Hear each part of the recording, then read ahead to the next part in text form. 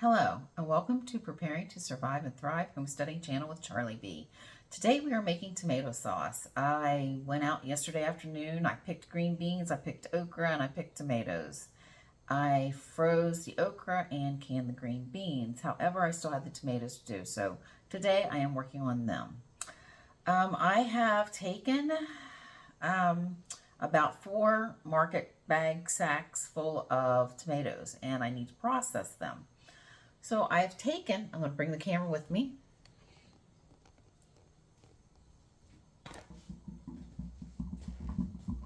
I have taken one of these and have already cut them up. It is a little dishwasher. It holds about that, and what I end up with is one of these. So I get about 2/3 the amount. I'm figuring maybe not even that much. And what I'm going to do is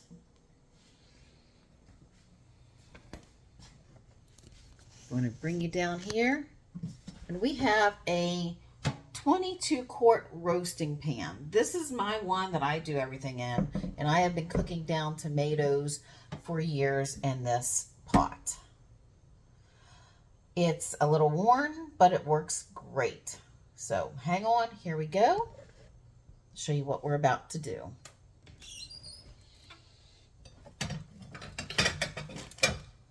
Because Romano tomatoes, sorry about the elbow in the face, I'm getting a measuring cup. Because tomatoes, Romano tomatoes in particular, do not have as much water pulp in them, you have to actually cook them down more.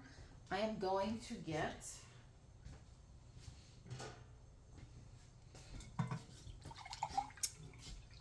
enough water to cover the bottom of this pan so nothing sticks. And it ends up being about a little bit more than a cup. Just enough to cover it. Hopefully you can see it a little bit.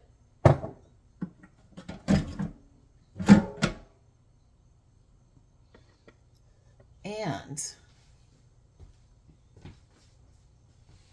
I'm going to put all of these tomatoes in here and let it start cooking down. Now, as these cook down, I will be adding more tomatoes to them. So when I end up, probably tomorrow, because it's going to be more likely a 2-day process, I will end up having probably about 22 quarts of tomato sauce. So I'm going to put this up. I'm going to start it out on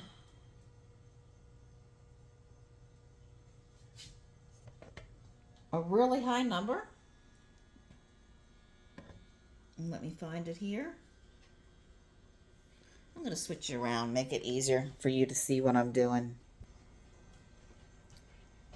You see the light is on, and I am going to turn this all the way up to 450 degrees just for a little while, just to get the pot heating in order for us to get this cooked down. Why I am doing this, I'm also seed saving.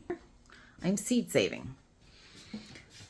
What type of tomatoes do I look for when I'm seed saving? Well, I'm mainly doing Romano. Let me pull this up a little bit. I'm also putting a lid on our lid.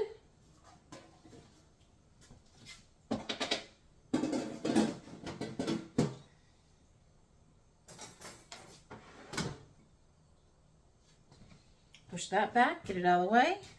The tomatoes, back to the seed saving. The tomatoes I look for in my Romanos are, this is not a giant Romano, but it is probably about 5 inches long. It's a nice size, maybe not 5, maybe 4. I take off the cap, throw that away, and you see it doesn't have bug bites on it or anything like that. Now, some of them, when I'm seed saving, it's because they're amazing, the flavor is great, but there might be a little bug bite here or there in there. And what I do is I cut off the top. I'm going to bring you down here again.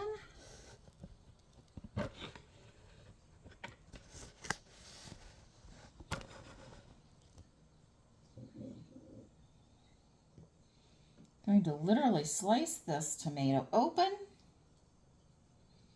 Do you see the seeds?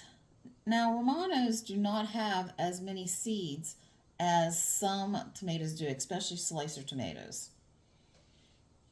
I'm literally just going to cut the core out. I have the seeds right here. I'm going to flip them over where you can see the gel. And I'm going to just deposit them in a jar. I'm going to do that with both sides. Now, like I said, there's not a whole lot of tomato seeds on a Romano, but there is enough to get some. So you just save your best ones. Try to get the ones that are the ripest.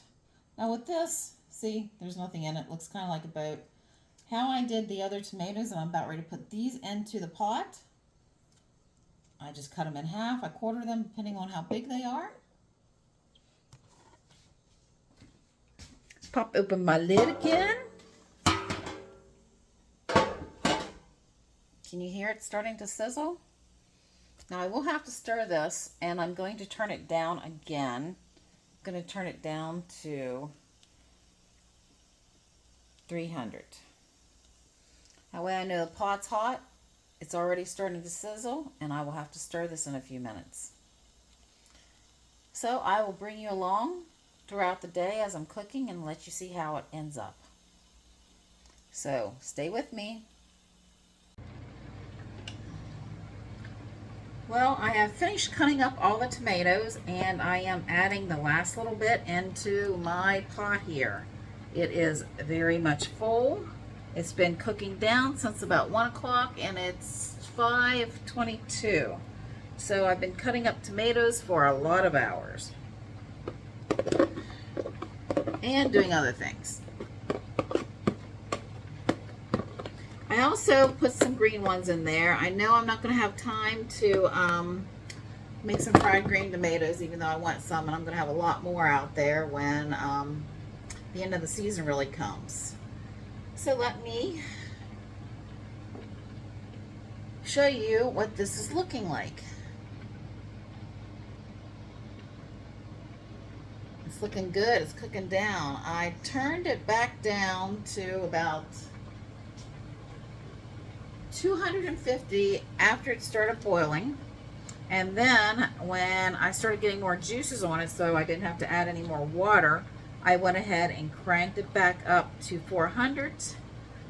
I will put the lid on this for a few minutes so these start to get soft, and it doesn't take very long with this high temperature.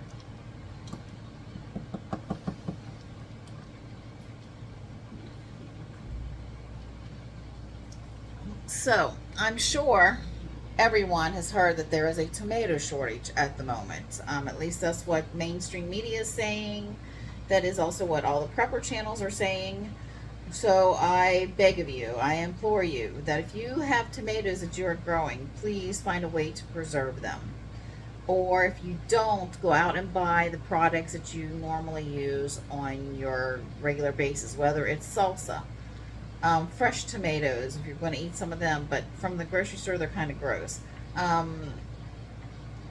Some tomato sauce, tomato paste, anything that you can think of that is tomato based that you would eat.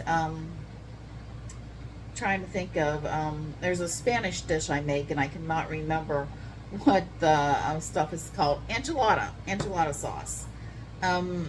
You could actually get some fresh tomatoes. This is the time of year a lot of people are auctioning off their extra produce. You could go to an auction, get some tomatoes, and cook them down and can them yourself. You make a thick sauce. You could literally cook it down even more for paste, but you can can this and you can preserve it. Or you can go out and buy it if that's what you need to do. But don't let yourself get caught short. And don't forget, there are a lot of condiments that have ketchup in them, such as, if you like Oriental food, yum yum sauce. We love yum yum sauce. So yes, we do buy it. And of course, ketchup is. ketchup. A lot of people live off of ketchup. There are different recipes out there online, and I'm hoping this fall I'll cook some more down and make some ketchup for us. So I will be back here in a little bit to show you, probably tomorrow morning. I might show you what it's doing tonight right before I go to bed. Alrighty, so see you in a little bit. Well, let's take a look at this. I am going to lift up the lid to see how much water we have. Oh, it's getting ready to want to boil over here, so I'm going to have to leave the lid off for a little while. But you can see how much water is cooked down, and it's only been maybe 20 minutes since I put the lid back on, and I showed you before.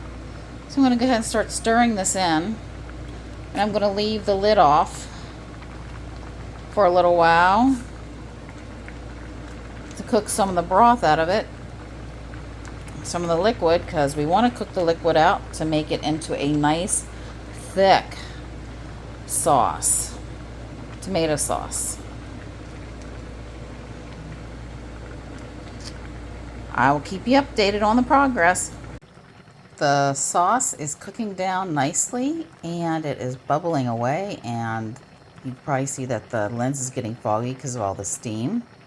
I'm going to get ready to turn this down and put the lid on, and I'll probably come down in the middle of the night and check it, and I'll let you know how it goes. I've dropped the temperature down to 200 for the night. Keeping you posted.